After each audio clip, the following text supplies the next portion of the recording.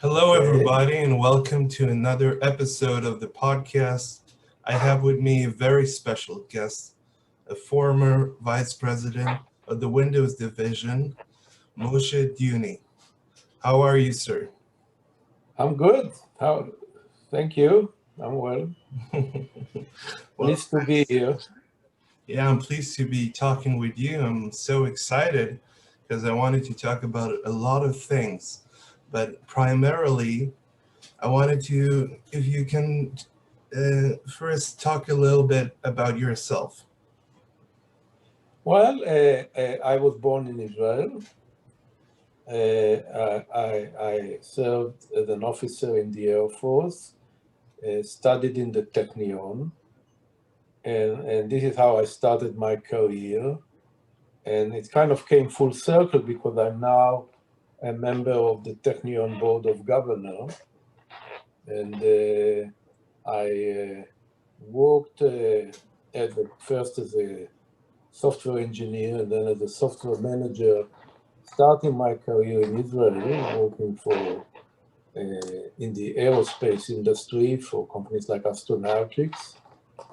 And then I moved to the United States when the PC was invented, the personal computer. And I wanted to switch from the aerospace industry, which was exciting, and I did some very interesting projects in Israel, like we designed a new computer for the new version of the F-16 fighter. And that was a very interesting and also challenging project from an engineering software point of view. And it introduced me to the United States because our customer was General Dynamics, so we spent time in General Dynamics in Texas. But when the personal computer was invented, I wanted to kind of get involved in that directly. And so I moved to Silicon Valley and worked in that area for 7 years, and then hired by Microsoft to be a project manager. Initially, we were developing together with IBM because Microsoft career started as a partnership with IBM. And so we were going to develop together an operating system called OS2. And I was the project manager on the Microsoft side. But at some point we realized, because we also had a smaller team that developed Windows, and it was released and became a success. The Windows that was released then was a consumer version, not a business version. But we decided, we saw the success, and we said it wouldn't make sense for application writers to have to write one application for Windows and one for OS2. So we decided that we should merge the two and come up with a Windows version for business. IBM wasn't interested in that. And so we decided to go on our own. It was not an easy decision to divorce from IBM because at the time, now it's easy to say, Microsoft is known. At the time, we were a young company and IBM was the big leader. And so to go on our way was a courageous and a bit risky decision, but it paved the path for our humongous success, and I feel blessed to be part of it from the beginning. And I was promoted and eventually became the vice president of the Windows division in charge of the development part. And so at the height of that, we ran the biggest software project at the time in the world. I had more than full-time, 3,000 software engineers full-time working for me, plus 1,500 contractors. I had a group in Israel, Israel R&D, that contributed to that. And I had a group in India, and I had a group in England, and I had a group in different places in Europe, like Ireland, doing the European version. So it was a big project, and both fascinating from the technology point of view, because we really literally changed the world as we know it. For example, at the time, Wall Street, the trader, Wall Street trader, was running on Sun Microsystems. And they were running like transaction of millions of dollars a second. And if you wanted to know, right, who is winning the market, you look at who the traders are running because they had the biggest demand. And so our goal was to replace the Sun microsystem with a version that was less expensive because it was both based on the Intel architecture and the Microsoft Windows. And it took 2 releases to do that, but eventually we replaced Sun microsystem. And in fact, Goldman Sachs ran on our beta version, and they were so happy, the trader, that even when we released the final version, they didn't switch from the beta version. They kept running on our beta version. I would travel around the world. One of my greatest satisfaction was to meet customers and see how we enabled them to do all kind of things, from a German 911, the emergency service, to the French railway, to the biggest banks in the world. So, in other words, Microsoft became from a consumer company to an enterprise company, to a business, and that was a huge success. And so that's what I've done. And at some point, after doing maybe 7 or 8 releases, I decided it's time for me to semi-retire. I've been fully semi-retired. I then worked for a while in volunteering as the president of the American Jewish Committee between 2006 2009. The American Jewish Committee is like the State Department of the Jewish people. We meet with prime ministers, president, ministers, ambassadors of different countries, and deal with human rights. Of course, our focus is anti-Semitism and things like that, but we dealt with human rights in general. So, like, I remember meeting with the ambassador of China and talking about human rights in China. I had, with 2 other colleagues of mine, we had a meeting with Mubarak in Egypt in 2008. And that was a very interesting meeting. And I'm sure. So that was kind of very big change of scenery. Although when you are in Microsoft, the relationship between big companies are not that different than the relationship between countries, because it's all about interest, right? And managing the interest and trying to find solutions that works for everybody. And after that, I went more into dealing. What I do now is investment in technology, and that's what I do now on an independent basis. So a lot of technology researchers or academics talk about the world before DOS and Linux and all the early Apple modulars and chips, and talking about the transformation of the world from the technological dark age into the new modern internet, wide web world. So how would you characterize this transformation from the DOS into a new shining utopian dawn that is the internet and the Windows processing system that is practically everywhere, all across the globe? The way science and engineering and technology develops is by building steps. You need every step. In other words, you look back at what was for 20 years, and on one level you say it seems so unsophisticated, but you couldn't get where we are today without that step. Every step leads to the next step. It's an evolution, really, that in itself is also, it's an interesting thing because it's both evolutionary and revolutionary. every now and then a revolution happens. And so in a way, the DOS area was a revolution because we moved to personal computing. We moved from an environment where you would use the mainframe and a company would have an army of engineers from IBM come with trucks and set up a computer, elevate the floor, have special air conditioning, and have to maintain it. And you have to get time on that computer, to an environment where individualism is rewarded and it really empowers you to do things on your own, develop application. So it created a revolution. At that start, it was very unsophisticated.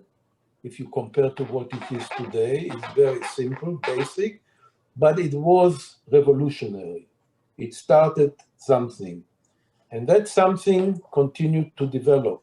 After DOS came the graphics, right? Apple started with the graphic on the Macintosh, and then Microsoft with Windows.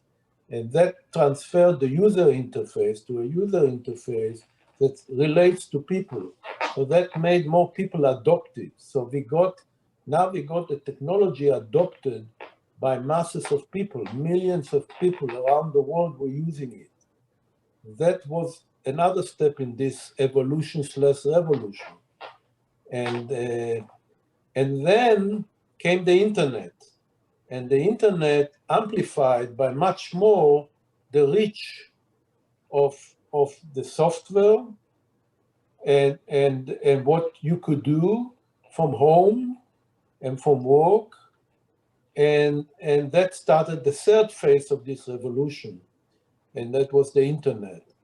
And in parallel to that, you had what was called Murphy law, where the hardware got more powerful every year. And with the hardware getting more powerful, you could do software things that you couldn't do before, like speech recognition and now artificial intelligence. The truth is, artificial intelligence is not like a new idea. It is just that we didn't have the computing power years ago to implement it. So you had two things going on. You have the hardware, the processing power. It had been increasing in amazing power. And so if you look today, for instance, on an Apple iPhone, it has more power than the computer on the Apollo that landed on the moon.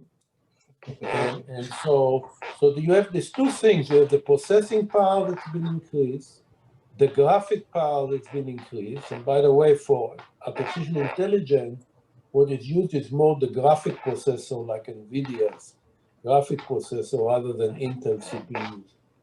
And then it enables the software developer to do software development that takes advantage of that and does much more computations and so improves the graphics.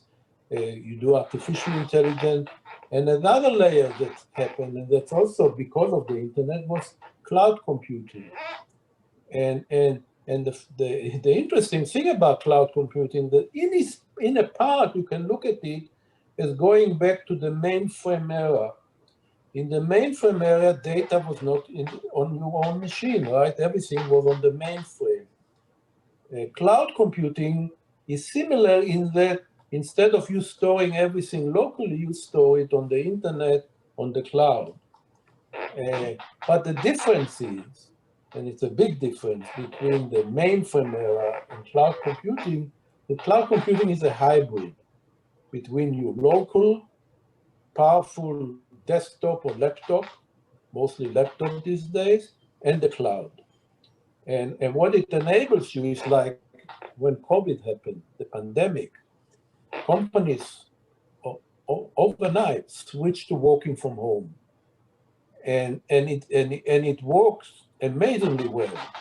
And the reason it works well is really because of cloud computing and software applications that enabled it, that were based, like what we're using right now.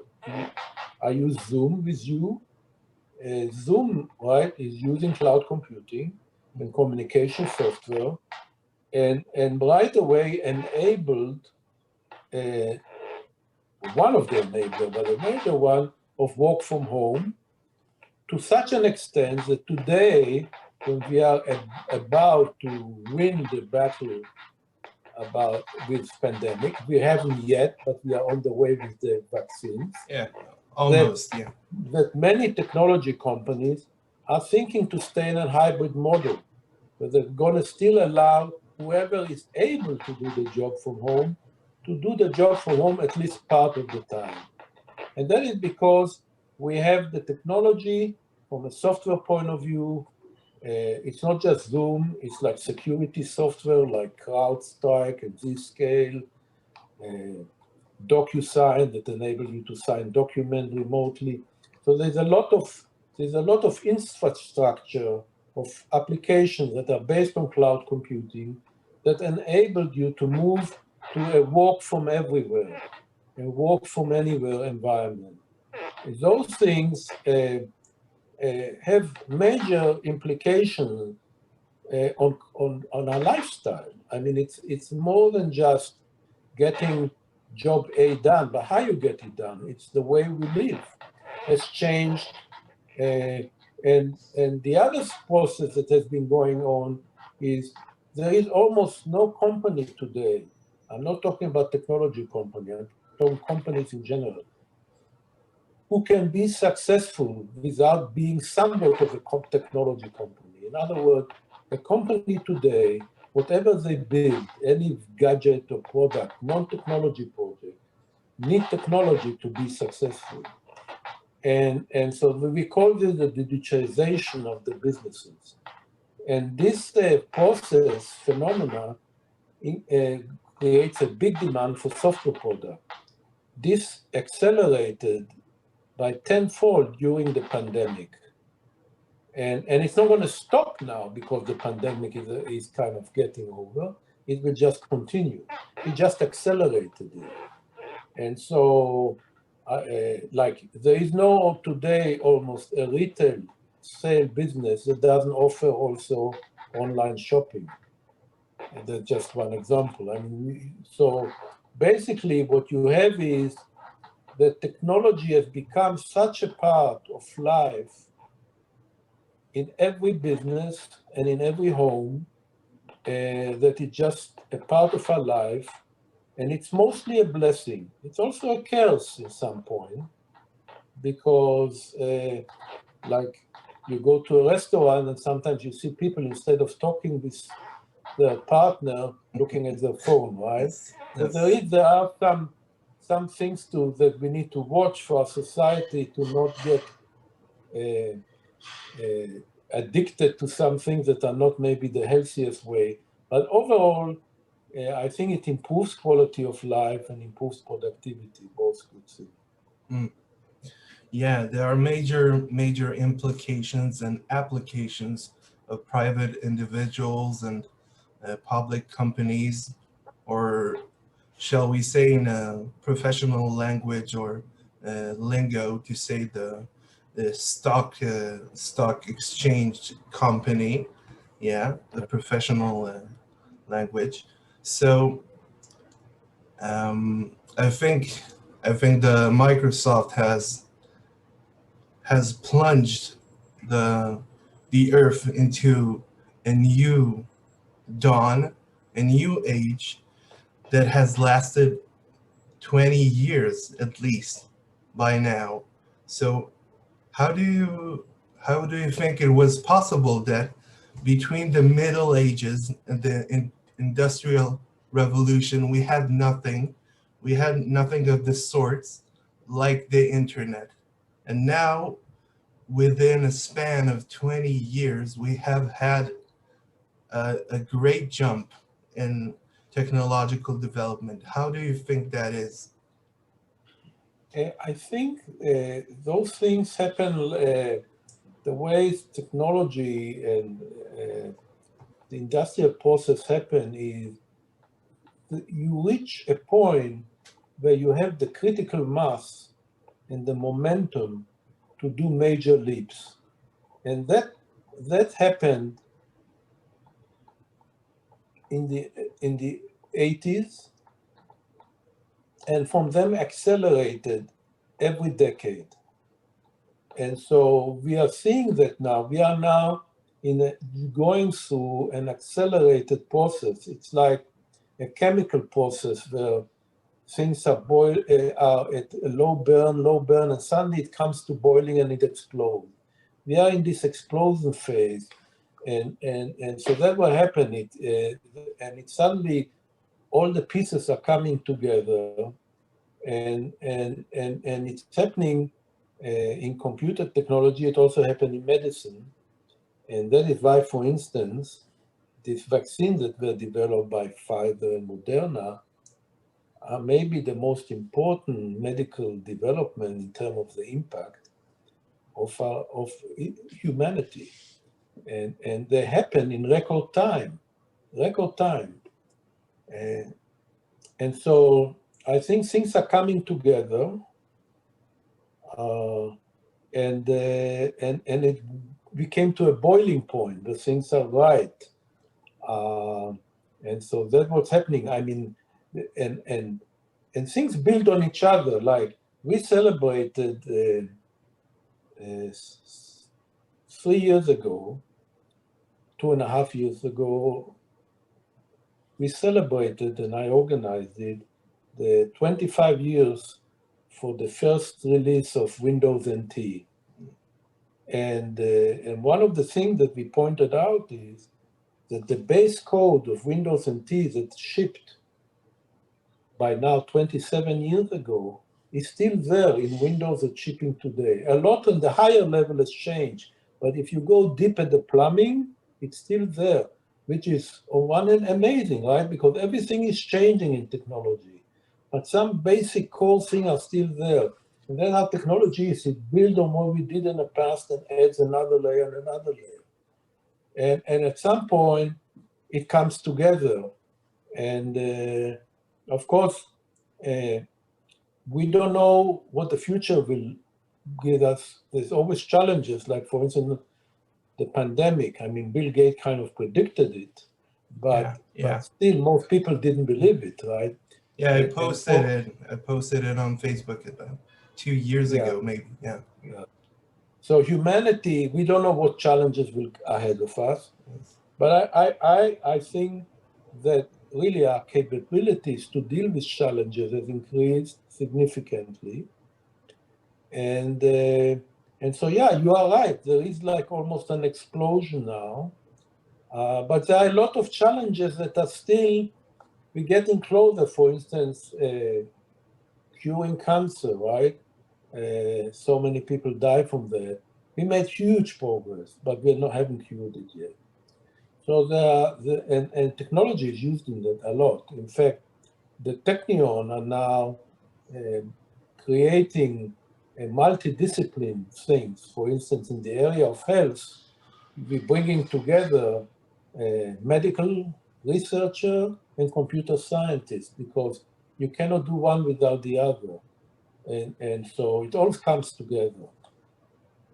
Yeah. So, what do you think the future holds? Does the technological development will halt? The production of the technology will cease to exist, and there will be some kind of renewable energy utopian future, or we will be plunging into an maybe an artificial apocalypse, if you would, because we are draining sources from the this earth, and someday the sources are limited and they will cease to exist essentially, and with them us. So what do you think we are heading towards? I'm an optimist, uh, and uh, and I think, as I said before, there will be challenges, and you're right in pointing out, for example, that artificial intelligence will create social challenges of if the artificial intelligence will take away a lot of jobs. How does society deal with it?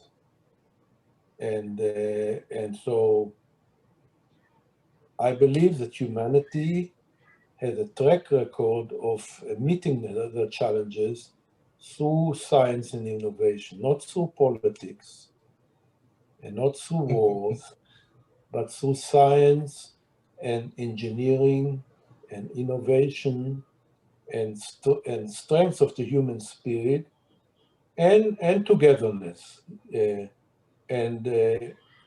I do think there are positive signs where we live more in a global world, which means there are more communication between countries and between scientists than there were before. And so I believe that the technology advancement will not cease, they will continue. We don't know where it will take us, right? We don't know. That's the point, that we don't know the future. As Yogi Berra famously said, predictions are difficult, especially about the future. Yes. So we don't know where it will take us, but what I'm an optimist is wherever it will take us, we'll be in a better place. But we will have new challenges. Every change, as positive as it is, brings itself challenges and a need to adapt. Yeah. I want to thank you so much for this interesting and lovely conversation I had with you. I had so much fun. And just hearing you talk, you're still in this mindset. You are still a part of the spirit of the technological development through the personal computing and the Windows division program that was, in fact, I think the world will never look the same. Nobody nobody will attest differently, I think. I agree. Thank you very much. I enjoyed it, and it was my Um, pleasure. so thank you so much for watching, and we'll see you in the next episode. Goodbye. Bye.